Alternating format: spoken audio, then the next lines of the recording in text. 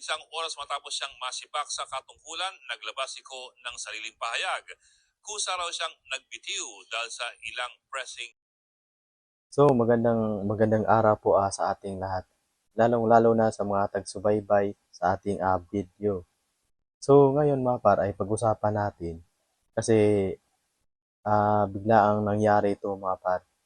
Hindi inasahan na pangyayari. Kasi yung House of Representatives ay natakot. Natakot sila mga par sa ginagawang rally kahapon. Kaya yung ibang opisyal nila ay sinibak. Sinibak na nila mga par. Alam nyo ba mga par kung sino yung sinibak sa House of Representatives? Sinibak ni BBM. Sinibak ni Marcos mga par, yung tauhan niya. Gusto nyong malaman mga par? Ito po yung sinasabi ni BP Sara, yung dalawang tao lang ang naghawak sa budget sa ating bansa mga par. Ito yung pangalan na si Saldico and si Martin Romualdez. So ngayon mga par ay tinanggal ng House of Representatives si Saldico. Hindi natin alam mga par kung bakit bigla ang ginagawa to ni BBM.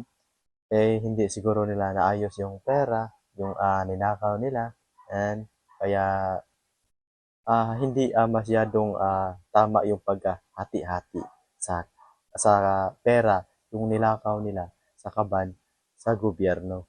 So ito po yung video mga par.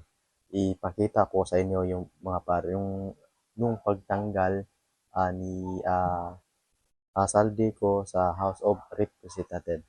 Tingnan nyo mga par. Mula po sa bakasyon, may sibakan agad na nangyari. Ang casualty, ang chairman ng House Committee on Appropriations, si Congressman Zaldico.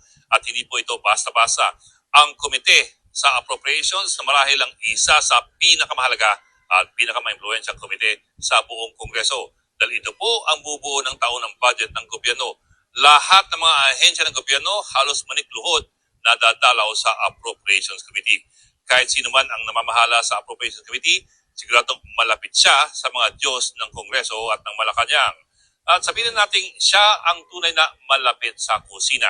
Katunayan, nung nireklamo ni VP Sara Duterte ang budget ng kanyang ahensya, ang pininteriya ni VP Sara ay si Speaker Martin Romualdez at si Appropriations Committee Chairman Zaldico. Ang hirit ng bise, ang budget ng Pilipinas ay hawak lamang ni Ko at ni Speaker Romualdez. At medyo kakaiba rin kasi ang kaso ni Ko. Sa nakaraang mga kongreso, ang Appropriations Committee ay binibigay lamang sa mga napaka-senior na congressman na malapit sa administrasyon. Si Ko ay nasa kanyang pangalawang termino pa lamang nang makuha ang Appropriations Committee Chairmanship noong 2022. Wala rin siyang distrito, siya po ay kinatawan ng party list group na Ako Bicol. Isa po siyang negosyante mula sa Albay, pinuno ng SunWest Group of Companies na nasa construction, power generation at real estate. Kaya parang hindi pa ganun kalalim ang kanyang hugot sa politika. Pero ano pa man, bakit parang biglang napatalsik sa kulambo Zaldico? Sa unang araw ng sesyon kanina, may naghain ng motion na deklarang bakante ang posisyon ni Ko bilang Appropriations Committee Chairman. Ang pagdeklarang bakante ang isang posisyon ay katumbas rin po ng pagsibak sa isang opisyal. At ang motion ay hindi galing sa kung sino-sino lamang, kundi sa mismong anak ng presidente na si Congressman Sandro Marcos. Ang tanong tuloy ng ilan, meron ba itong ibang ibig sabihin? Isang oras matapos siyang masibak sa katungkulan, naglabas si Ko ng sariling pahayag. Kusa raw siyang nagbitiw dahil sa ilang pressing health concerns. Yun lang, kahit si Congressman Benny Abante, ang co-chairperson ni Ko sa Appropriations Committee, ay nagulat sa kanyang pagkakatanggal at mukhang nagulat din sa kanyang umunong pressing health concerns. Ito pa ang isang paramdam. Ang sabi ni Ko sa kanyang pahayag na he serves lamang at the pleasure of the majority. So mukhang hindi na ito pleasure ng majority o ng liderato. Saan sumabit si Ko? Bilang Appropriations Committee Chairman, si Zaldico rin ang pinuno ng House Delegation sa Bicameral Conference Committee, ang grupo na gumawa ng pinal na bersyon ng General Appropriations Bill. Kung tanda po ninyo, sa BICAM nangyari ang maraming milagro sa budget gaya po ng paglobo ng public works budget ng 288 billion pesos at ang pagbawas ng pondo ng maraming social services gaya po ng DSWD, edukasyon, agrikultura at ang PhilHealth. Samantala, pinasok naman ang 26 billion pesos na pondo para sa AKAP, ang ayuda para sa kapos ang kita na hinala ng marami ay pork para lamang mga congressman at mga senador. Lahat po ng mga ito naging sobrang kontrobersyal at kinailangan ng damage control ng Malacanang.